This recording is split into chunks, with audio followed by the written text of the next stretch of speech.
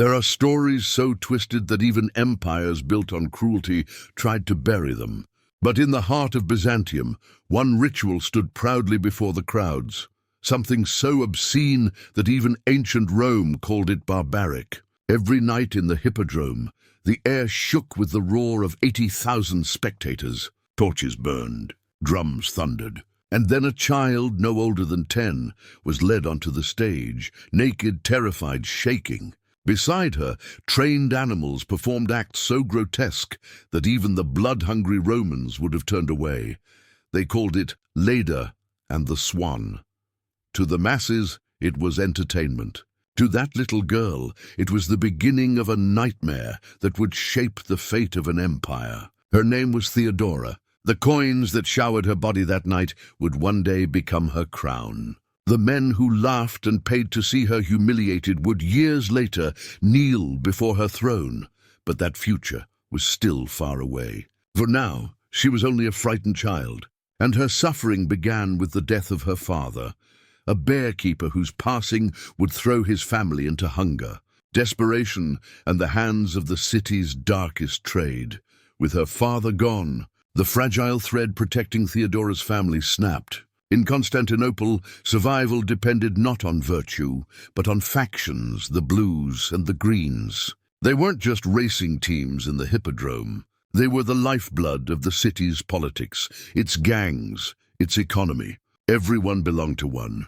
Cassius had been a loyal green, training the monstrous brown bears that tore criminals apart for the crowd's amusement. By law, his wife and daughters should have been protected. But law meant little in Byzantium when gold whispered louder. Asterius, the Green's dancing master, accepted a bribe and stole the position meant for Theodora's family. With that one betrayal, he condemned 3 little girls to the city's underground network of performers, a polite name for the trafficking system that fueled Constantinople's nightly pleasure trade. Their mother, desperate and starving, faced an impossible choice. Let her children die in the streets or hand them over to the entertainment guilds. So she dressed her daughters in laurel wreaths, led them into the Hippodrome, and begged 80,000 strangers to take pity. Theodora was only 10 when she was sold, paraded as a living sacrifice before the howling mob. That was the day she learned. Pity is just another form of power.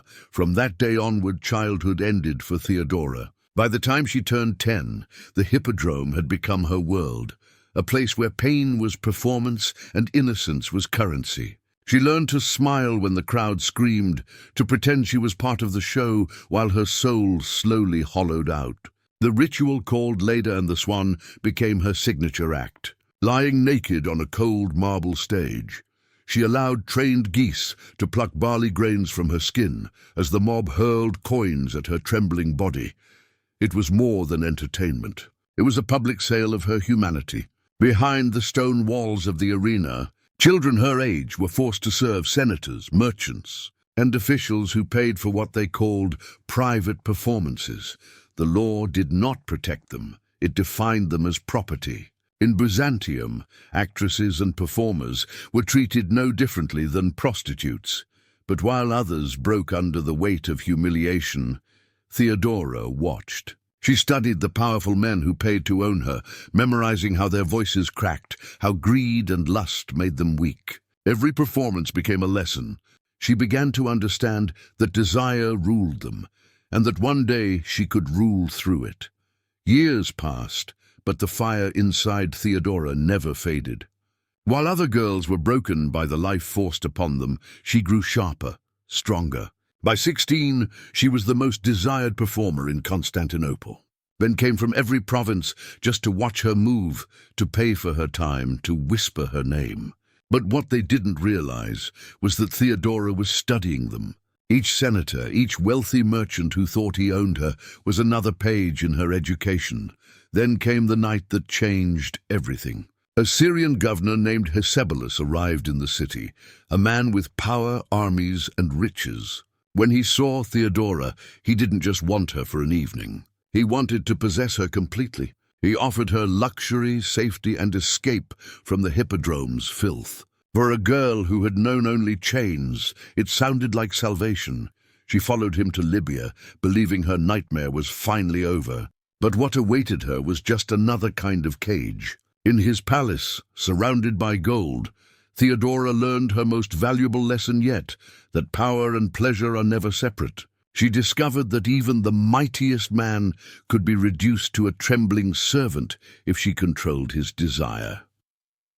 For nearly 4 years, Theodora lived in the governor's palace, a prisoner wrapped in silk. Hetchebolus believed she belonged to him. He treated her like an ornament, beautiful, obedient, silent. But Theodora had learned to see beyond the surface. Each night she studied his eyes, his fears, his cravings. She learned what shamed him, what thrilled him, and what made him lose control.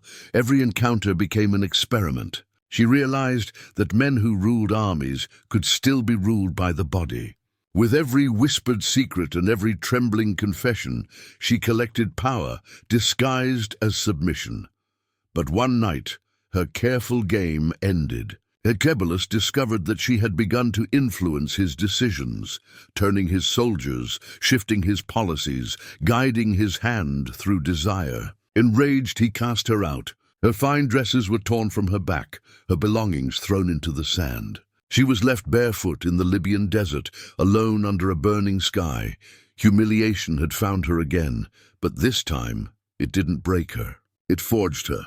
The girl who had once been sold now swore she would never be owned again. As she made her way toward the coast, she carried nothing except the knowledge of how power truly worked. The voyage home became Theodora's rebirth. Ship by ship, man by man, she turned her suffering into a weapon. On the salt-soaked decks of merchant vessels, she traded her body for passage, food, or information. But this time, she was the one in control. Every man she met was a study, every desire a key to open his secrets. The Roman merchant who offered gold for a smile. She learned his trade routes and sold the knowledge to his rivals. The captain who promised protection. She uncovered his smuggling network and stored the information for a future that was finally hers to shape. Theodora no longer simply survived. She gathered power piece by piece, wrapped in whispers and desire. In Alexandria, she discovered something new, faith. She converted to Monophysite Christianity under Patriarch Timothy III. But for her, faith wasn't about salvation. It was strategy. Religion gave her protection and allies outside the world that had once owned her. Then, in Antioch, she met a woman named Macedonia, a performer loyal to the blues. Macedonia told her of a prince back in Constantinople. His name was Justinian, and he had been asking questions about the girl who once ruled the Hippodrome stage.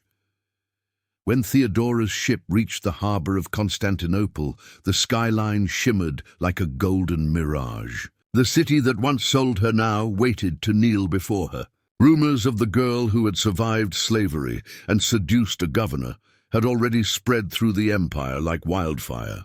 By the time Prince Justinian saw her for the first time, her legend had arrived before she did.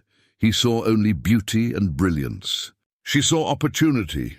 Their first meeting was quiet, too quiet for what it would unleash. He believed he had found a woman unlike any other. She knew she had found a man whose obsession could change history.